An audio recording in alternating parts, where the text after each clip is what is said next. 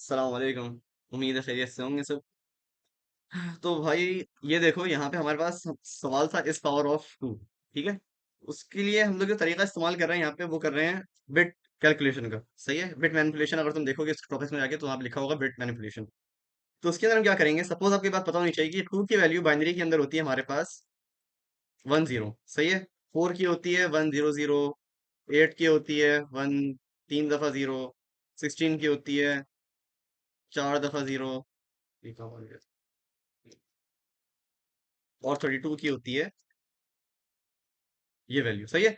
अब सपोज हमने कोई नंबर ले लिया 32। सही है। अब 32 की वैल्यू क्या है हमें पता है भाई, 5 दफा जीरो आ गया इसके साथ। तो ये 32 की वैल्यू है। तो हमें ये बिट की बात कर रहा हूँ, बिट मैनिपुलेशन की बात कर रहा हूँ। मतलब अगर हम बाइनरी में देखेंगे तो इसकी वैल्यू बनेगी।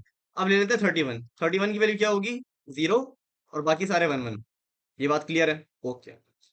अब आपने एंड पढ़ा होगा, एंड के अंदर क्या होता है कि जब दोनों सेम होते हैं तो आंसर आता है वन। उसके अलावा कोई जीरो हो कोई वन हो तो आंसर जीरो आएगा। कोई वन हो जीरो हो तो आंसर जीरो आएगा। दोनों जीरो हो तब भी आंसर जीरो आएगा। इसका मतलब ये हुआ कि इसके हिसाब से अगर हम चलते हैं तो क्या करना है हमें। तो इसके इसके हिसाब से चलेंगे तो जब हम इन दोनों हमने इन दोनों का एंड करवा दिया, मतलब क्या करा, 32 एंड 31, तो आंसर क्या आएगा हमारे पास, जीरो आएगा। ऑब्वियस है, क्यों जीरो आएगा। यहाँ पे ये सवाल देखो, ये किस तरह होगा जब हम इसको सॉल्व करेंगे आगे। तो वन जीरो, जीरो हो गया।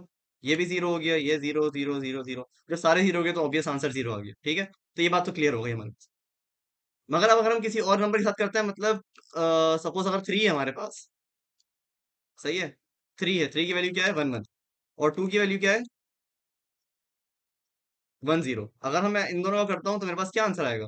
मेरे पास एक पे आ गया आंसर वन, और एक पे आ गया आंसर जीरो, मतलब कोई ना कोई वैल्यू आ रही है। इसका मतलब ये करेक्ट नहीं है, तो इसलिए वो रिटर्न फॉल्स कर देगा। तो जस्ट आपको यही करना है कि आपको आपको पता है एन हमारे पास क्या है, 32 हो गया। एंड एन माइनस वन क्या हो गया, 31 हो गया। और उसको जीरो से चेक कर लेने के जीरो के बराबर है या नहीं है। अगर जीरो के बराबर है तो वेल एंड गुड, नहीं है तो फॉल्स फॉल्स कर दो। और एक और चीज चेक करनी पड़ेगी साथ में, कि जो एन है वो हमेशा ग्रेटर देन जीरो होना चाहिए, वरना आंसर फॉल्स में जाएगा। सही है। ये चीज हमने चेक कर ली, और उसके साथ ये चीज तो चेक होनी चाहिए। ठीक है। तो आई होप समझ में आ गया होगा। बस यहाँ पे ये लगा दो, समझो आंसर लिख दिया मैंने। बस ये लगा दो साथ में, तो ये आपका यहाँ से लेके यहाँ तक आंसर है। सही है। कोई चीज समझ नहीं है इसके अलावा तो पूछ लेना। आई होप समझ में आ गया होगा ये। शुक्रिया।